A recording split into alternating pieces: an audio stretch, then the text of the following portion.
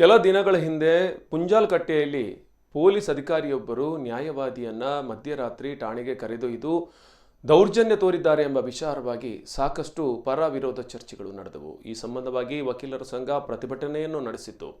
ಆದರೆ ಇದಕ್ಕೆ ಸಂಬಂಧಪಟ್ಟಂತೆ ಸಾರ್ವಜನಿಕರು ಪ್ರತಿಭಟನೆಗೆ ಸಿದ್ಧ.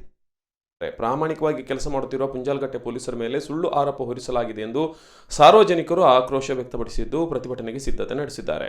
ಪುಂಜಾಲಕಟ್ಟೆ ಪೊಲೀಸರ ದಕ್ಷತೆ ಹಾಗೂ ಪ್ರಾಮಾಣಿಕತೆ ಬಗ್ಗೆ ಹಲವಾರು ವರ್ಷಗಳಿಂದ ನಾವು ಕೇಳುತ್ತಿದ್ದೇವೆ. ಅಂತಹ ಪೊಲೀಸರ ಬಗ್ಗೆ ಆರೋಪ ಹೊರಿಸಿರುವುದು ನಿರರ್ಥಕ ಹಾಗೂ ಅರ್ಥಹೀನ. ಇದರ ವಿರುದ್ಧ ಪುಂಜಾಲಕಟ್ಟೆ ಸಾರ್ವಜನಿಕರು ಪ್ರತಿಭಟನೆಗೆ ಸಿದ್ಧರಾಗಿದ್ದಾರೆ ಎಂದು ಜಿಲ್ಲಾ ಪಂಚಾಯತ್ ಮಾಜಿ ಸದಸ್ಯ ಎಂ ತುಂಗಪ್ಪ ಬಂಗೇರ ಹೇಳಿದ್ದಾರೆ. ಡಿಸೆಂಬರ್ 9ರಂದು ಮಂಗಳೂರು ಐಜಿಪಿ ಕಚೇರಿಗೆ ದೂರು ನೀಡಿ ಬಳಿಕ ಪ್ರತಿಭಟನೆ ನಡೆಸಲಾಗುವುದು ಎಂದು ಹೇಳಿದ್ದಾರೆ.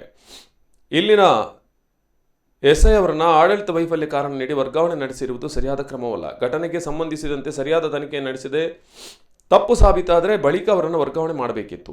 ಈ ರೀತಿಯಲ್ಲಿ ಯಾರದ ಒತ್ತಡಕ್ಕೆ ಮಣಿದು ವರ್ಗಾವಣೆ ಮಾಡಿದ್ದು ಇದು ನ್ಯಾಯವಲ್ಲ ಎಂದು ಹೇಳಿದ್ದಾರೆ. ವಕೀಲ ವೃತ್ತಿಯಲ್ಲಿರುವವರು ಅವರ ಪ್ರಾಮಾಣಿಕತೆಗೆ ಅನುಗುಣವಾಗಿ ಕಾರ್ಯಾಚರಿಸಬೇಕು. ಅವರು ಕೂಡ ಗೂಂಡಾಗಿರಿ ಮಾಡಿದರೆ ಮುಖ ನೋಡದೆ ಕೇಸ್ ಜಡಿದು ಜೈಲಿಗಟ್ಟುವುದಾದರೆ ಪೊಲೀಸರ ದಕ್ಷತೆ ಹಾಗೂ ಪ್ರಾಮಾಣಿಕತೆ ಸ್ಪಷ್ಟವಾಗಿ ಎದ್ದು ಕಾಣುವುದರಲ್ಲಿ ಅನುಮಾನವಿಲ್ಲ ಎಂದು ಹೇಳಿದರು.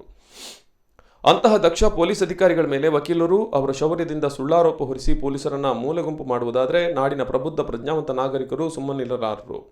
ಪ್ರಾಮಾಣಿಕ ಅಧಿಕಾರಿಗಳಿಗೆ ಕೆಲಸ ನಿರ್ವಹಿಸಲು ಅವಕಾಶ ನೀಡಬೇಕಾದ್ದು ಪ್ರತಿಯೊಬ್ಬ ನಾಗರಿಕನ ಕರ್ತವ್ಯವಾಗಿದ್ದು ಅದಕ್ಕೆ ಯಾರೂ ತಡೆಯಬಾರದು. ಆವಾಗ ಮಾತ್ರ ನಾಡಿನಲ್ಲಿ ಶಾಂತಿ ನೆಮ್ಮದಿ ಸ್ಥಾಪನೆಯಾಗಲು ಸಾಧ್ಯ. ಅದಕ್ಕಾಗಿ ಜನಪ್ರತಿನಿಧಿಗಳು ಮೇಲಾಧಿಕಾರಿಗಳು ಕಾರಣವಾಗಬೇಕು. ಎಸ್ಐ ಹಲ್ಲೆ ನಡೆಸಿದ್ದಾರೆ ಎಂಬ ಆರೋಪವನ್ನು ಈತ ಪೊಲೀಸರು ನ್ಯಾಯಾಲಯಕ್ಕೆ ಹಾಜರುಪಡಿಸುವ ಸಂದರ್ಭದಲ್ಲಿ ವಕೀಲನಾಗಿ ಜಡ್ಜ್ ಮುಂದೆ ಯಾಕೆ ಹೇಳಿಲ್ಲ? ಪೊಲೀಸರು ಹಲ್ಲೆ ನಡೆಸಿದರೆ ಠಾಣೆಯ ಸಿಸಿ ಕ್ಯಾಮೆರಾದಲ್ಲಿ ಸೆರೆಯಾಗಿಲ್ಲ. ಸಾಕ್ಷಿ ಸಮೇತವಾಗಿ ವಕೀಲರು ನ್ಯಾಯಾಧೀಶರ ಮುಂದೆ ಹಾಜರುಪಡಿಸಿ ನ್ಯಾಯ ಕೇಳಬಹುದಿತ್ತು. ಅಲ್ಲಿವರೆಗೆ ನ್ಯಾಯ ಸಿಗುದಿಲ್ವಾ ಅಂತ ಗೊತ್ತಿತ್ತಾ? ಹೀಗೆಲ್ಲ ಸಾರ್ವಜನಿಕರು ಪ್ರಶ್ನಿಸುತ್ತಿದ್ದಾರೆ.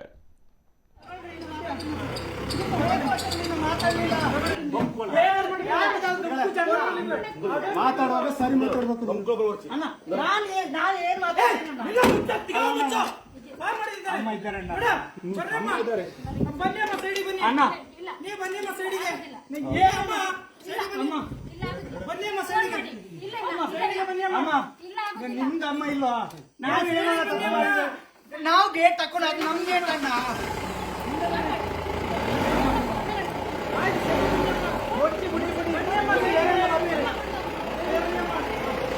ಆಯ್ತಪ್ಪ ನೀನು ವಿಡಿಯೋ ಮಾಡಪ್ಪ.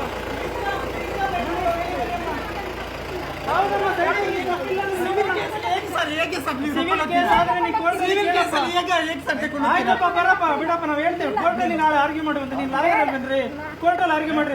ಪೊಲೀಸರು ಅರೆಸ್ಟ್ ಮಾಡ್ಬೇಕಾದ್ರೆ ಅಬ್ಸ್ಟ್ರಾಕ್ಟ್ ಮಾಡೋದು ಅಫೆನ್ಸ್. ಏನ್ ಮಾಡಿ ನಿಮ್ಮ ತಾಯಿಗೆ ಹೇಳಿ.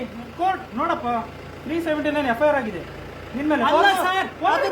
ಅವ್ರ ಹತ್ರ ಪ್ರೂಫ್ ಇದೆಯಾ? ಹೌದು, ನಮ್ಮ ಗೇಟ್ ಸರ್, ಅದು ಫೋಟೋ ಇದೆ. ಆಯ್ತಾ? ನೀವು ಲಾಯರ್ ಎಲ್ಲ ಅಂದ್ರೆ ಕೋರ್ಟಲ್ಲಿ ನಾಳೆ ಆರ್ಗ್ಯೂ ಮಾಡಿ. ಪೊಲೀಸರ ಕರ್ತವ್ಯಕ್ಕೆ ಅಡ್ಡಿಪಡಿಸ್ತಿರೋದು ನಿಮ್ಮ ತಾಯಿಯವರು. ನಿನ್ನ ತಮ್ಮನ್ನ ಯಾರೋ ವಿಡಿಯೋ ಮಾಡ್ತಿದ್ದಾನಲ್ಲ, ಅದು ಅಫೆನ್ಸ್. ನಾಳೆ ಅವರನ್ನು ಮಾಡ್ತೇನೆ. ಬೇಡ ಬಿಡು, ಬನ್ನಿ ಹೇಳಿ ನಿನ್ನ ತಾಯಿಗೆ ಹೇಳಪ್ಪ. ಅವ್ರು ವಕೀಲ ಇದ್ದಾನಲ್ವಾ, ನಾವು ಜಡ್ಜ್ ಮುಂದೆ ಈಗ ಪ್ರೊಡ್ಯೂಸ್ ಮಾಡ್ತೇವೆ. ಅವಾಗ ಅವ್ರು ಜಡ್ಜ್ ಮುಂದೆ ಹೇಳಿ. ಆಯ್ತಾ? ನಿಮ್ಮಲ್ಲಿ ಪ್ರೂಫ್ ಏನು ತಗೊಬನ್ನಿ ಜಡ್ಜ್ ಹತ್ರ. ಬಿಡಿ, ಕಾಲಿಗೆ ಕೇಳಲ್ಲ. ಬಿಡಪ್ಪ ನಿಮ್ಮ ಕಾಲಿಗೆ ಬಿಡಪ್ಪ. ನಾನು ಹೇಳ್ತೀನಿ ವಿಡಿಯೋ ಮಾಡೋದು ಕರ್ಕೊಳ್ಳಪ್ಪ. ನಿಮ್ಮನ್ನ ಬಿಡಪ್ಪ. ನಿಮ್ಮ ಅಮ್ಮ ಇದ್ರೆ ನಾವೇನ್ ಮಾಡೋದು? ನಿಮ್ಮನ್ನ ಏನ್ ಮಾಡಿದೀನಿ? ನಮಗೆ ಬೇಕಿಲ್ಲಪ್ಪ, ಬಿಡಪ್ಪ. ಅಲ್ಲ ಯಾರು ನಾವು ತೆಫ್ಟ್ ಮಾಡಿಲ್ಲ. ನೀ ತೆಫ್ಟ್ ಮಾಡಿದ್ಯಾ? ತೆಫ್ಟ್ ನಾನು ಕಂಪ್ಲೇಂಟ್ ಕೊಟ್ಟಿದ್ದೀನಿ, ತಗೊಂಡಿದ್ದೀನಿ.